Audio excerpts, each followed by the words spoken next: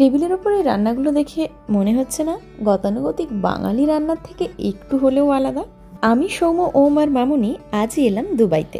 দুবাইতে এসে আমাদের রুমে ঢুকতে ঢুকতে বেজে গিয়েছিল প্রায় 2:30। তো 2:30-র সময় এসে রান্না করে খাওয়ার তো পসিবল নয়, তাই আমরা অর্ডার করে নিয়েছিলাম বাঙালি গোছের কিছু একটা খাবার। এই যে আমরা সবাই মিলে এখন খেতে বসেছি এখানে। তা বাঙালি খাবার দুবাইতে কি পাওয়া যায় আমাদের তো জানা নেই। সৌম্য এর আগে ছিল, ও জানে। এই পুরো খাবারটার নাম হলো বারিক set. So hey, this is Bidisha, welcome back to my channel Bidisha life. Bong life in Dubai সিরিজের আরও একটি ব্লগে আপনাদের স্বাগত জানাই।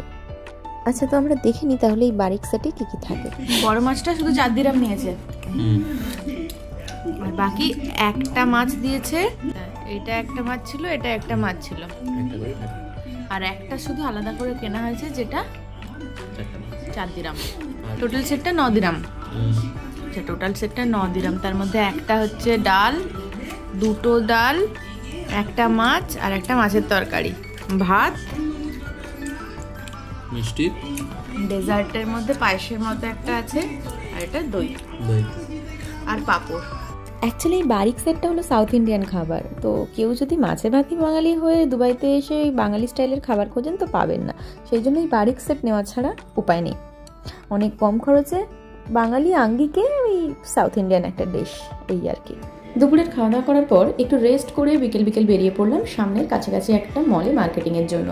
মার্কেটিং বলতে না সেরকমভাবে নয়, এখানের মলগুলোতে A to Z সব পাওয়া যায়। ঘরের আসবাবপত্র, নেসেসারি কিছু জিনিসপত্র, গ্রসারি থেকে শুরু করে ঘরের যাবতীয় প্রয়োজনীয় জিনিস, যেগুলো না কিনলেই নয়, মানে একটা সংসারে যেগুলো দরকার সেইগুলোই কিনতে আজকে সৌম্যর সাথে আমি চলে এসেছি এই সামনাসামনি এই মলটায়। এই মলটার নাম হচ্ছে নাইট টু নাইট, মানে পুরো 24 ঘন্টা এই মলটা খোলা থাকে। একটা সংসারে যা কিছু লাগে, ইলেকট্রিক সকেট থেকে শুরু করে বালতি, ঝাড়ু, মোছা, সাবান, জালি, এত বড় বড় পাওয়া যায়। আর আমি বাড়ির থেকে ছোট ছোট গুলো এনেছি গাছ থেকে পেড়ে। এখানকার মলগুলো দেখে আমার তো চক্ষু চড়ক আছে। মানে একটা সেকশন নয়, 3-4টে সেকশন জুড়ে একটা জিনিস রয়েছে। মানে শুধু জালির সেকশনই 3-4টে, শুধু বালতির সেকশনই 3-4টে, এরকম মানে এত ধরনের জিনিস রয়েছে। এখানে সৌম্য আমাকে শেখাচ্ছিল কীভাবে প্রাইস দেখতে হয়। এখানে প্রত্যেকটা মলেই এইভাবেই দেখতে হয়। প্রাইস লেখা থাকে না, লেখা থাকে বারকোড। কিছু কিছু প্রোডাক্টের প্রাইস লেখা থাকে, আবার কিছু কিছু বারকোড দেওয়া থাকে। 6 dirhams and 99 fils. বারকোডগুলো মেশিনের সামনে আনলেই অটোমেটিক স্ক্যান করে প্রাইস দেখিয়ে দেয়। এরপর এখান থেকে নিয়েছিলাম দুজনের 2টো চা খাওয়ার কাপ। দুজনেই চা খেতে বেশ ভালোবাসি, অন্তত সন্ধ্যেবেলায় আমাদের চা না হলে চলে না। এরপর কিনলাম একটা ব্যালন চাকি। কত ধরনের যে ব্যালন চাকি পাওয়া যায় আমি তো এখানে না এলে জানতেই পারতাম না। এটা কি হবে? এটা রুটিটা কি করে হবে সমান? এটা রুটি বলে না তো, তাহলে কিছু একটা অন্য কিছু তৈরি হবে।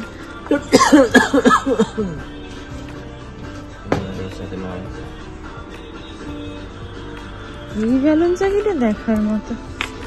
কিরকম ভারী দেখিয়ে একবার। খুব একটা ভারী না, দেখে মনে হলো হাত ব্যথা হয়ে যাবে।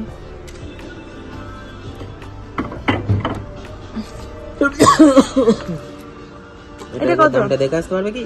হ্যাঁ পারবো, কেন পারবো না? এখানে দাম লেখা নেই। ঠিক আছে, চলো আমরা যাই দাম দেখতে। 19 dirhams and 99 fils. আমিও শিখে গেলাম প্রাইস দেখতে। চেয়েছি একটা রুটি শাকা, খুঁজেই পাচ্ছে না। একটা ফিলিপিয়ান ভাই, বোঝাতেও পারছি না ঠিক করে রুটি শাকা কি জিনিস, কি যে বুঝছে ভগবানই জানে। আসলে অনেকক্ষণ ধরে খোঁজার পর রুটি শাকা আমরা কোথাও খুঁজে পাচ্ছি না। এবার এখানে তো বিভিন্ন ধরনের মানুষ কাজ করে, বিভিন্ন দেশ থেকে আসা মানুষ। তো একটা ফিলিপিয়ান ভাইকে আমরা ভালো করে বোঝানোর চেষ্টা করছি ইংলিশে, হিন্দিতে। তো ও কিছু অন্য বুঝছে বা আমরা বোঝাতে পারছি না ঠিক করে, আমি জানি না কি হচ্ছে। তো আলটিমেটলি আমরা রুটি শাকা, প্রপার যে রুটি শাকা হয় সেটা খুঁজে পাইনি, তবে কি খুঁজে পেয়েছি সেটা দেখুন। এটা ফিশ, আর এটা হলো না, এটাও ব্রিস চিকেন গ্রিল করা। রুটি শাকাতে পাওয়া যাচ্ছে না, তো বিরাট মুশকিলের ব্যাপার। দুবাইতে এসে রুটি শাকা পাওয়া যাচ্ছে না। না এদিকে তো আর কিছু নেই। এটাই নিতে হবে। চলো দামটা দেখে আসি। তো এই দেখলে রুটি শাঁকা আমরা পেলাম না, তার জায়গায় গ্রিল করার একটা ওই শাঁকার জিনিস তার জালির মতো মোটামুটি, যেটাই রুটিটা সেঁকে নেওয়া যাবে, মানে কাজ চালানোর মতো আর কি, ওই পেলাম। তারপরে একটু আশপাশটা ঘুরে দেখছিলাম। এরপরে গিয়েছিলাম জুতোর সেকশনে। জুতোর সেকশনে এই কারণে গিয়েছিলাম, আমরা স্লিপার আনিনি, সৌম্য বললো ওখানে অনেক স্লিপার কিনতে পাওয়া যায়, খুব বেশি দাম হয় না। তো এখানে এলাম, স্লিপার নিলাম সবার, আমার সৌম্যর, মামনিরটা নিয়ে নিই, মামনি পরে এসে আমাদের সাথে নেবে আর কি। কি বড় এটা, এটা হবে না আমার পায়ে, এটাই নিতে হবে।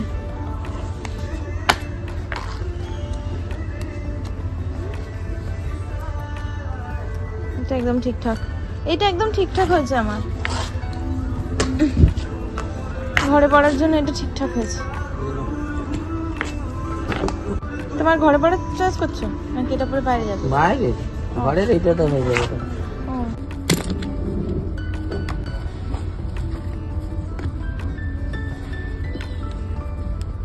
ব্ল্যাকের থেকে ব্রাউনটা ভালো লাগছে। হ্যাঁ, এরকম কালো একটা নিয়ে নাও। আমার পাটা এতটাই ছোট, কালোগুলো হলো না। পিঙ্ক,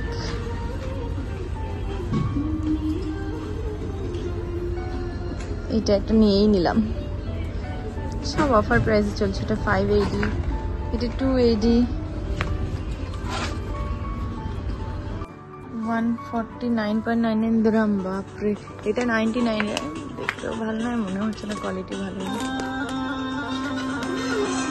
এখানে ভোজপুরি সঙ্গ চলে, ওই জন্য কোয়ালিটিটাও ভালো না।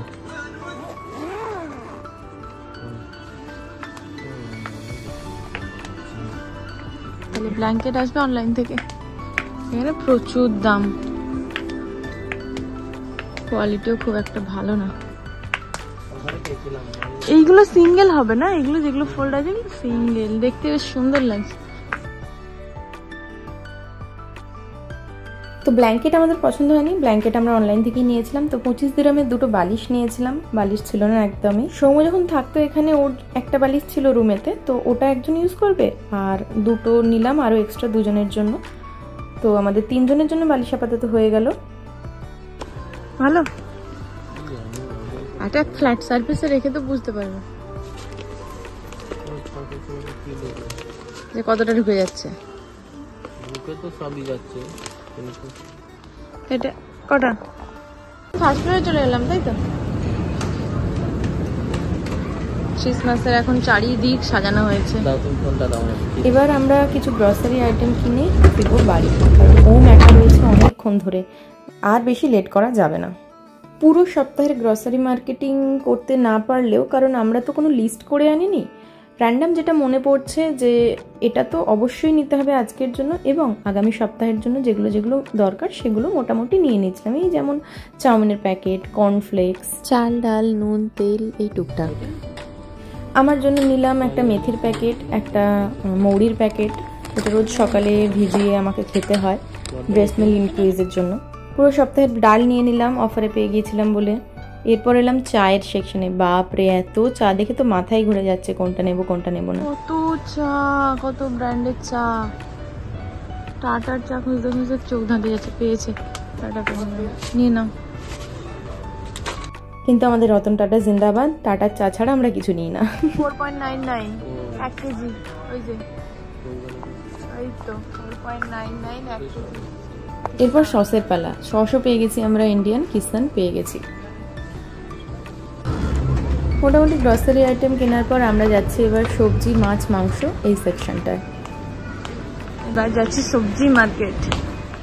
ওফো, মানে শীতকালীন গ্রীষ্মকালীন ছাড়, সব সিজনের, সব ধরনের, সব দেশের সব রকম ফল সবজি রয়েছে। কোনটা ছেড়ে কোনটা দেখবো সেটাই চোখ ধাঁধিয়ে যাচ্ছে, কেনা তো দূরের কথা।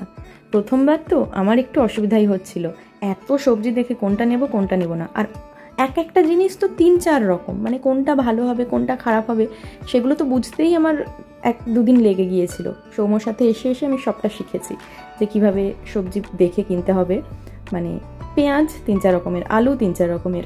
পরে বুঝলাম প্রত্যেকটা সবজির ওপরে বোর্ড দেওয়া আছে কোনটা কোন দেশের সবজি এবং প্রাইস ট্যাগও দেওয়া আছে।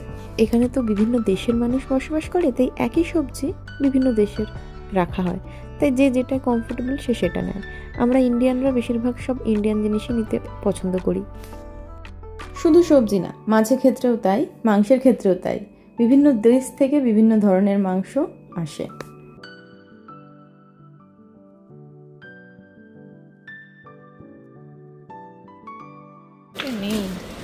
যাই হোক, আমাদের কেনাকাটা কমপ্লিট। এখানকার রাজার ছবি দেখানো হচ্ছে, আমি ঠিক নামটা ভুলে গেছি।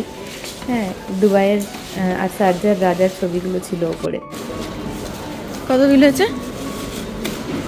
Total 240 dirham. মাই গুডনেস, 240 দিরহামের কেনাকাটা আমরা অলরেডি করে ফেলেছি। এরপর আমরা ফিরছি রুমে। এই মলটা থেকে আমাদের রুম বেশিক্ষণ নয়, হেঁটে মাত্র 5 মিনিট। গল্প করতে করতে হেঁটে হেঁটে চলেই এলাম। যাই হোক, আজকের ভিডিও আমার এই পর্যন্তই। ভিডিও ভালো লাগলে লাইক, শেয়ার আর নতুনরা সাবস্ক্রাইব করবেন। আর পরবর্তী এরকম দুবাইয়ের ব্লগ দেখার জন্য অবশ্যই আমার সাথে থাকুন, সঙ্গে থাকুন। আর এতক্ষণ আমার ভিডিওটি দেখার জন্য থ্যাংক ইউ।